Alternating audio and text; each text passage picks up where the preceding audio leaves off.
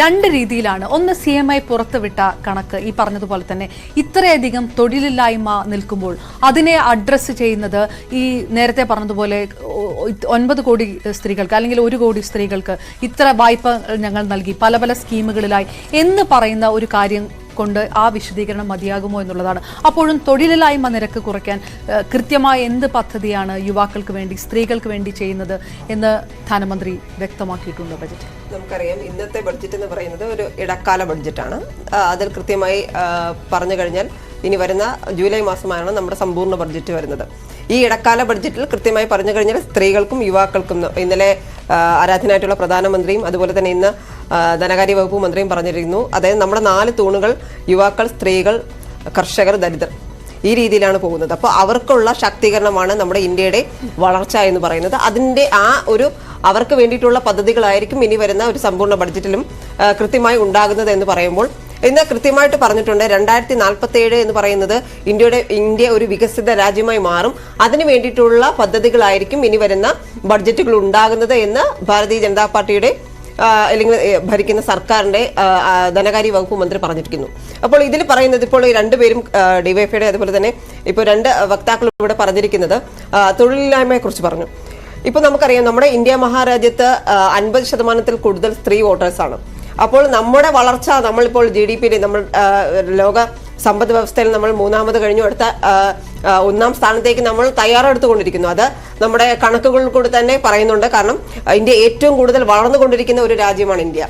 അത് ലോക രാജ്യങ്ങൾ തന്നെ പറയുന്നു. അപ്പോൾ അത്തരത്തിൽ വളർന്നുകൊണ്ടിരിക്കുമ്പോൾ കൃത്യമായി നമ്മൾ എവിടെയാണ് ഫോക്കസ് ചെയ്യേണ്ടത്? കൃത്യമായി ആ ഒരു സമ്പദ് വ്യവസ്ഥ വളരണമെങ്കിൽ നമുക്ക് സ്ത്രീകൾക്ക് അടിസ്ഥാനപരമായി അവരുടെ സമ്പത്ത് വളരണം. അതാണ് നേരത്തെ സൂചിപ്പിച്ച ഈ 9 കോടി സെൽഫ് ഹെൽപ്പ് ഗ്രൂപ്പുകൾക്ക് അവർക്ക് കൃത്യമായിട്ടുള്ള അവരുടെ സഫീഷ്യന്റ് ആണോ?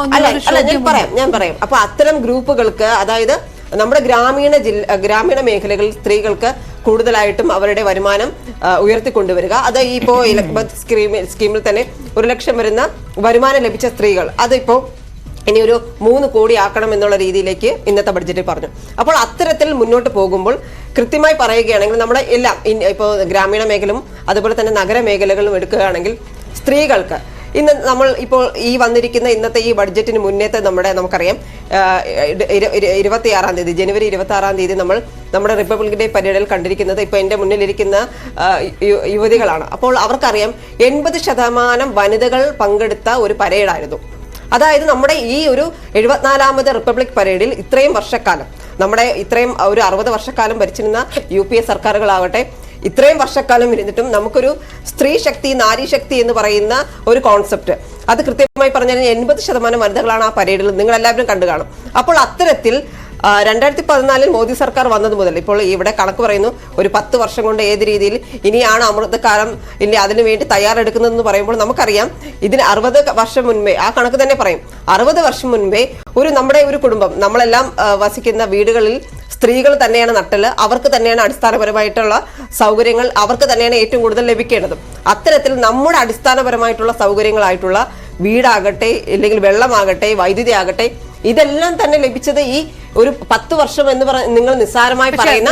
ഞാനൊന്ന് സ്പെസിഫിക് ആയിട്ട് ചോദിക്കുന്നത് അർബൻ ഏരിയയിലുള്ള സ്ത്രീകൾ, ഒരു പക്ഷേ ഇടത്തരം മിഡിൽ ക്ലാസ് ഉള്ള സ്ത്രീകൾ, ഇപ്പോൾ നമ്മൾ പറയുന്ന പോലെ എഡ്യൂക്കേഷൻ ആണെങ്കിലും തൊഴിലെടുക്കുന്നതൊക്കെ ആയിട്ട് ബന്ധപ്പെട്ട് അത്തരം സ്ത്രീകളെ അഡ്രസ്സ് ചെയ്തുകൊണ്ട് ധനമന്ത്രി എന്തെങ്കിലും പറയുകയുണ്ടായി? അല്ല, ഇന്നത്തെ ബഡ്ജറ്റിൽ ആക്ച്വലി ഇപ്പോൾ സ്ത്രീകൾക്ക് വേണ്ടിയിട്ടുള്ള 1-2 കാര്യങ്ങൾ മാത്രം ആണ് പറഞ്ഞിരിക്കുന്നത്. പക്ഷേ നമുക്കറിയാം ഇപ്പോൾ എഡ്യൂക്കേഷൻ നേരത്തെ സൂചിപ്പിച്ചു. ഇപ്പോൾ ഹയർ എഡ്യൂക്കേഷനിൽ കൂടുതലായും നമ്മുടെ പെൺകുട്ടികൾക്ക് അല്ലെങ്കിൽ സ്ത്രീകൾക്ക് കൂടുതലായിട്ട് വരാൻ സാധിക്കുന്നു. അതുപോലെ തന്നെ ഞാൻ പറയാം, നമ്മുടെ സെൽഫ് ഹെൽപ്പ് ഗ്രൂപ്പുകളുടെ കാര്യം ഞാൻ നേരത്തെ പറഞ്ഞു.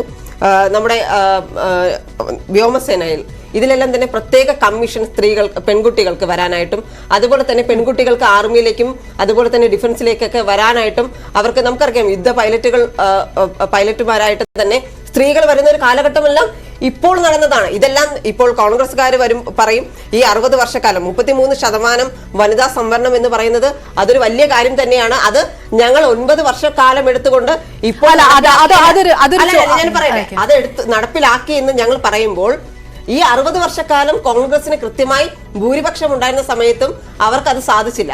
പക്ഷെ ഞങ്ങൾ ഇപ്പോൾ നടപ്പിലാക്കിയപ്പോൾ 9 വർഷം എടുത്തല്ലോ എന്നുള്ള ഒരു നിസ്സാരമായി അവർ പറയുമ്പോൾ ഞങ്ങളത് നടപ്പിലാക്കാൻ നിയമമായി അത് നടപ്പിലാക്കി.